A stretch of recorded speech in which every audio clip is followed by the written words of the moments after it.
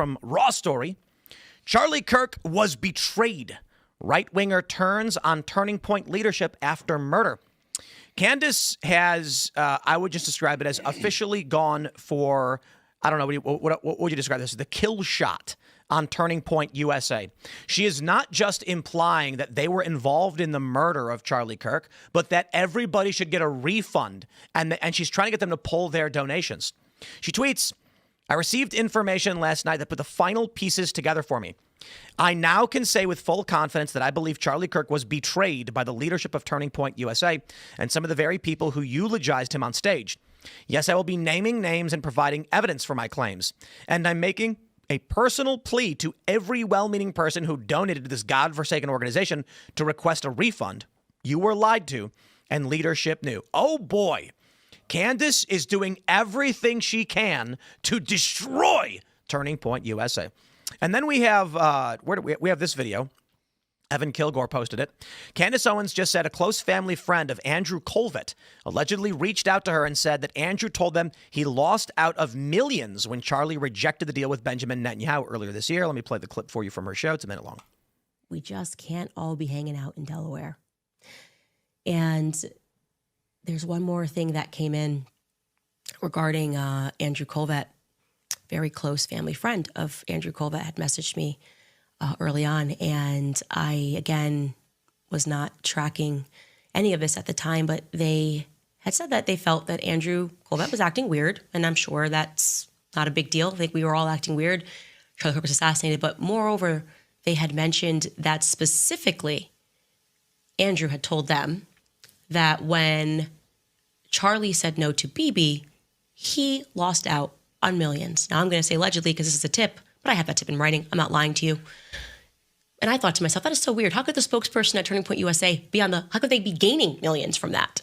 What is the structure here of these contracts that even people that are in PR, people that are like running PR departments are getting tips on the basis of donations? I don't know how this is working, but we need to figure out how this is working. I think it's really important that we learn the truth about what happened.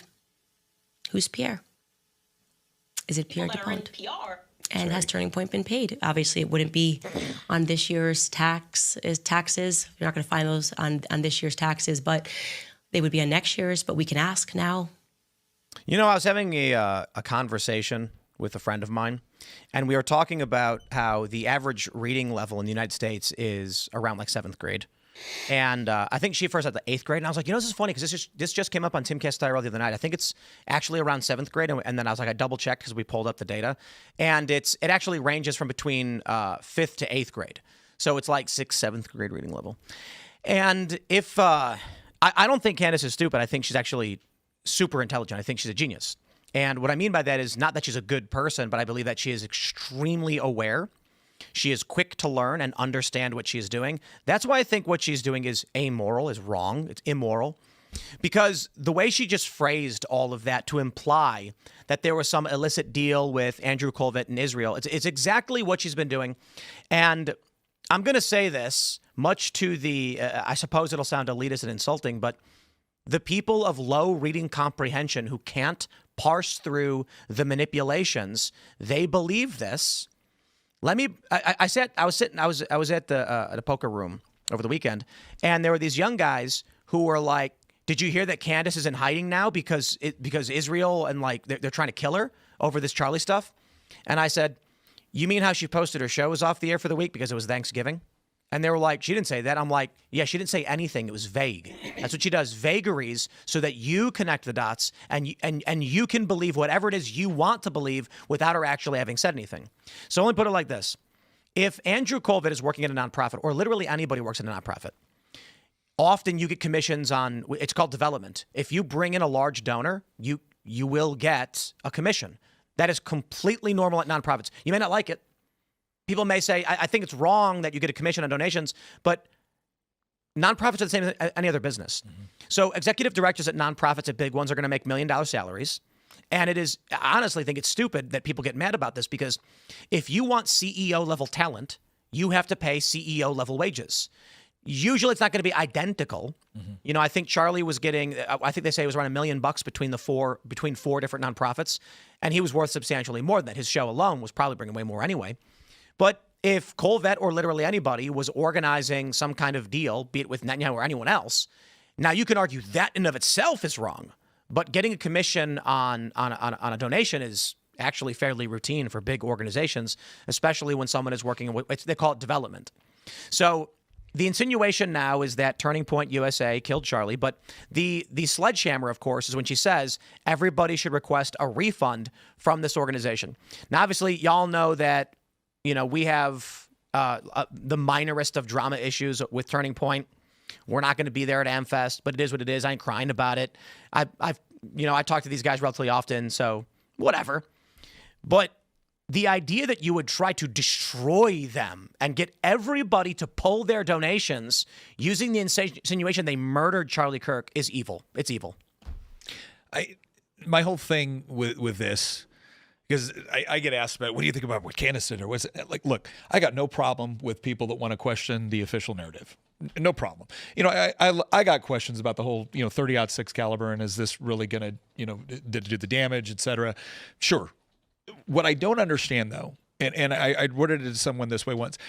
I said, if I spent my entire life building an organization that I truly believed in, and I built a life with my wife, who I absolutely loved, and somebody came out and started making accusations that both the organization that I built and dedicated my life to and the women I dedicated my life to were somehow complicit in my murder, I would hope that they had real receipts before they were willing to put my wife or my organization, my life's work, on the line for that.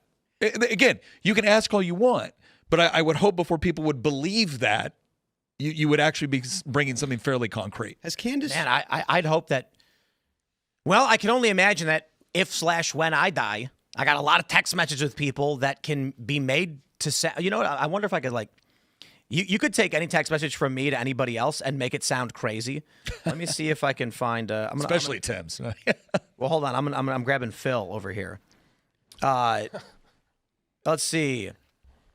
Hold on. What is this? What is this? I'm sure that there are sufficient text messages in my phone that would do me in.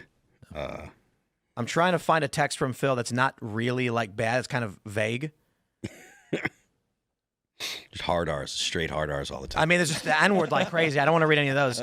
No, but I'm not going to read anything explicitly, but the point I'm making is I just pulled up the text I have with Phil, and here's one.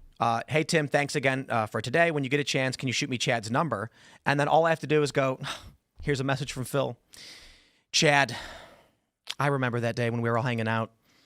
It was so sad. And, Phil looked at me and he said, brother, we're in this together. And I went, I'm right there with you, man. That's what she's doing. She's just showing any random text, and it's just, it's really gross. How much stuff has she actually shown? I'm not following. So I can't say that I've watched every episode she's ever done, but I watched her show today. And what I will say is when everyone, I've watched a handful of her shows. I've watched the ones that are relevant to what's been going on, but I don't follow all of it. And then I always hear people be like, she's not claiming Turning Point was involved. And I'm like, then you didn't watch the show where she was like, inside job. That's how I feel. I have no, what else can you think? Regicide. Yeah, regicide. And the fact that she says things like, the caveat's always, that's how I feel. And it's not any kind of actually substantial evidence. It's all implication, and she's covering her tracks by saying, this is how I feel. I hate the whole thing. From top to bottom, all of the stuff all of the people talking about Charlie's murder, post Charlie's murder, it all just seems like sharks in the water looking to pick up their little bit of whatever they can get attention they can get. I have to say this, but I'm not going to say who told me it. But this issue, of course, comes up in these private circles. I get asked by a lot of people I meet who know who I am. The first thing they ask me about is Candace and what she said about Turning Point. And I have to be like, let's just stop and analyze what she said. And you tell me what you think. But someone today was talking to me about it, and they were just like, Candace has made a lot of insinuations. In this latest one with like Andrew Colvette losing millions of dollars, like the implication that he's going after Charlie or whatever. And then this person I'm talking to goes like, he's not a chess player.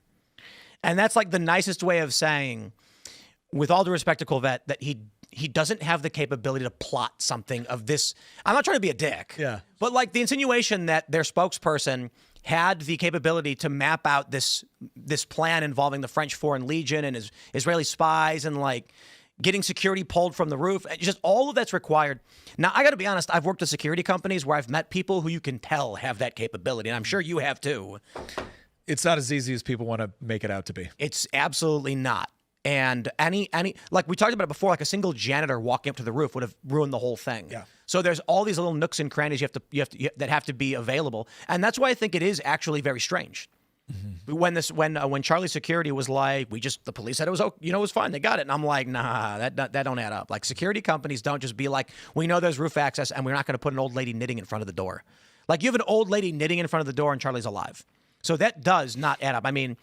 And, Occam's razor, Hanlon's razor, it's just a very, very awful security company. But to then go and insinuate that the people who were made rich by Charlie turned on him, the comments that I made before that got them upset with me was that I said there are people at Turning Point that fear they can't make it without Charlie. And the people at Turning Point, like they all stood to make significantly more money with Charlie at the helm than after Charlie's passed away. Real quick, but that's correct. Now, who stands to make the most money from this story? Currently, it seems like Candace Owens. Indeed. Talking about how she's the biggest podcast, connecting this with the Macrones to tie it to the Bridget Macron is a man thing. I got to be honest, right now, we're looking at dropping CPMs for political content. I was having a conversation, it's kind of a vague thing to say because I don't want to drag other prominent personalities, but let me just say this. I routinely talk with Jack Posobiec and Benny Johnson and Steven Crowder and a bunch of these guys, as well as ad bookers, buyers. We have these conversations all the time. And you know what I can say? This one I have no problem actually mentioning. I was talking with Jeremy Hambley from The Quartering. And because he's made several videos talking about the decline of political content, viewership, CPMs. And I told him, I was like, well, look, I got to be honest. There were some people who came up to Tate, producer Tate, and mentioned like, how come Tim's views are still good? Like everyone else is dropping. And I'm like, well, our viewership has gone down for sure in the season, but my morning show's doing pretty much the same as it always has, minus like I was sick or like off for holidays. And so they asked these questions. I was talking to Jeremy Hambley about it. And I said, look, I got to be honest. How evil are you willing to be is the question. And when we're at the end of, we're coming off the back year of this election season. It was abnormally large this year. It's supposed to be a dead year completely. Mm-hmm. After every election, everyone says, turn it off. I don't want politics. And we actually got to squeeze some out of it, because Donald Trump was making bold moves. But now we're getting the holiday season and people are like, okay, enough. I want to hear about why the Bears are actually, Bears are in first place. Is that what's going on? In the NFL? Yeah.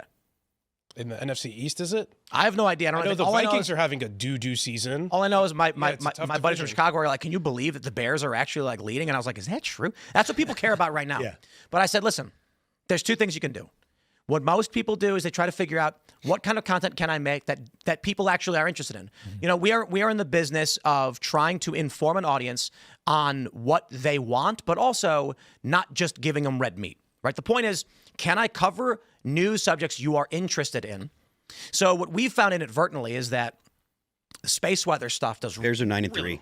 9-3, right? It's massive. It's very good. Seriously. And so, but anyway, when we talk about space weather and the auroras, mm-hmm. we get massive viewership. Mm-hmm. But we don't just do that because we think we'll get massive viewership. We're all genuinely interested. Yeah. Shane's here and he's talking about it. And then I've interviewed Ben Davidson before.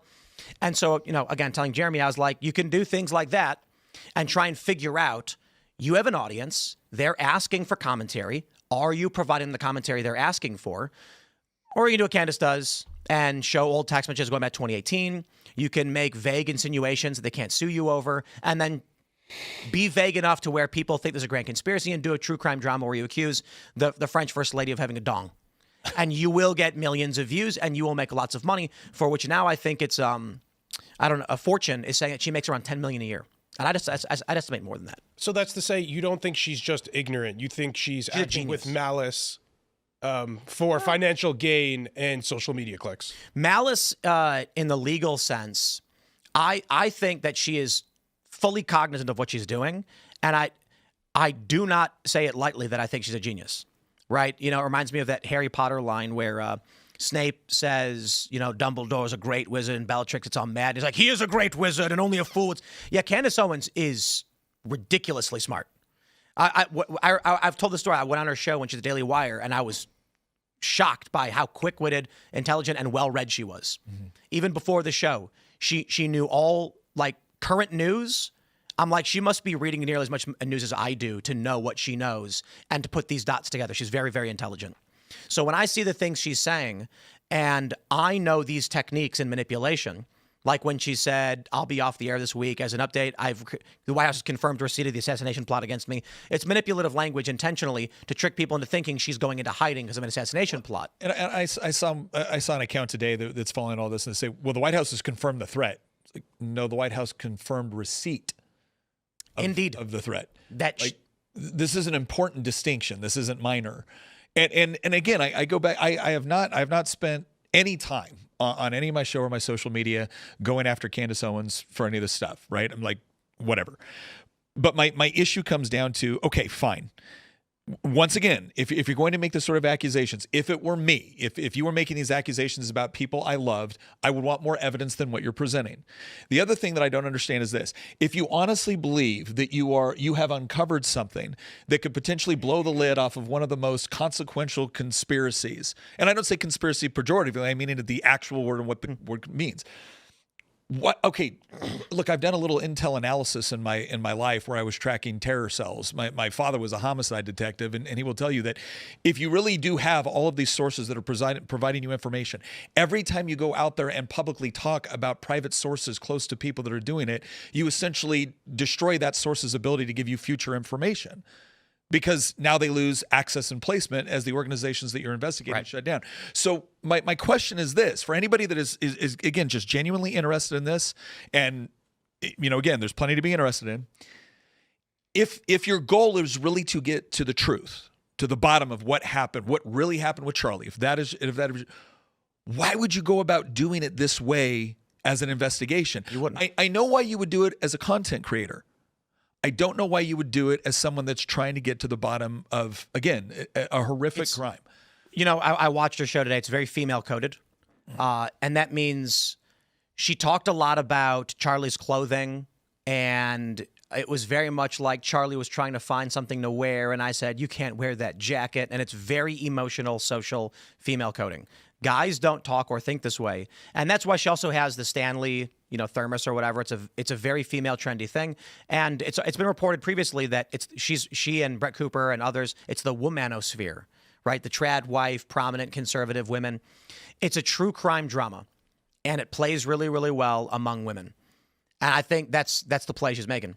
Thanks for checking out this clip from Timcast IRL. Make sure to watch the show live Monday through Friday at 8 p.m. Subscribe to this channel, and we will see you all there.